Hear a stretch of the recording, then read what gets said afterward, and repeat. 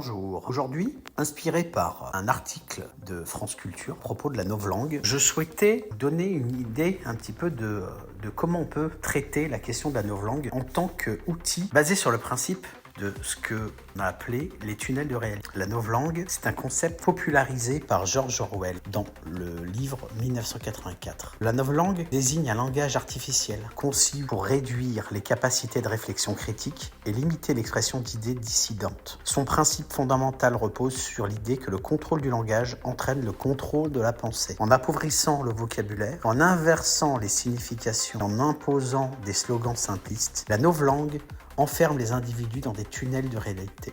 La novlangue enferme des individus dans des tunnels de réalité, des cadres cognitifs où leur perception du monde est manipulée et restreinte. Alors revenons sur le principe des tunnels de réalité. Les tunnels de réalité sont des constructions mentales influencées par le langage, les croyances et les expériences individuelles ou collectives. En contrôlant les mots disponibles pour décrire le passé, le présent et le futur, la novlangue conditionne les perceptions, empêche l'émergence de pensées alternatives et verrouille l'individu dans une vision étroite de la réalité. Illustration, la crise du Covid. La gestion communicationnelle de la crise du Covid offre un exemple frappant des mécanismes de la novlangue. Réduction du vocabulaire. Des expressions comme gestes barrières, distanciation sociale, ont simplifié des enjeux sanitaires complexes, rendant toute nuance ou critique difficile à formuler. Slogans répétitifs, des phrases comme « restez chez vous » ou « tous vaccinés, tous protégés » ont été martelés, façonnant la perception collective des mesures comme nécessaires et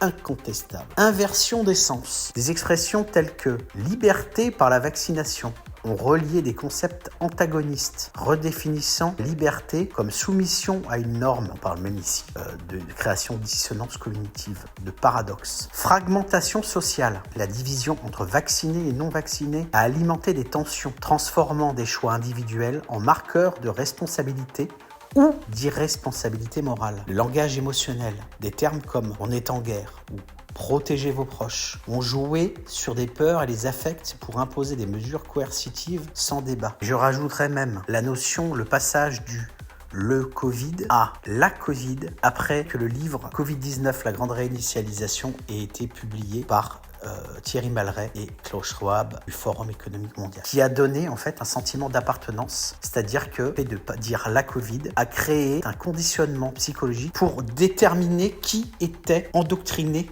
par le narratif officiel. Les conséquences, cette stratégie a non seulement uniformisé le discours, mais également limité la pensée critique en verrouillant les citoyens dans des tunnels de réalité alignés sur les récits officiels. La stigmatisation des opposants ou des sceptiques a renforcé ces cloisonnements, empêchant tout dialogue constructif. En conclusion, la novlangue qui a été utilisée lors de la crise Covid, mais que l'on peut également retrouver en ce qui a trait à différents sujets dont on n'a pas le droit de parler, par exemple. Un autre lié à l'Union européenne qu'on ne peut pas remettre en question, ce qui nous montre que la novlangue est un outil puissant pour modeler les perceptions et fragmenter les sociétés, créer même des sentiments de rejet ou d'appartenance en nous rappelant l'importance de la diversité langagière et de l'esprit critique. Elle nous invite à résister aux tentatives de simplification et de polarisation qui menacent nos capacités à penser librement. Et comme nous avons parlé de tunnel de réalité dans une autre vidéo, si ça vous intéresse, j'expliquerai les méthodes pour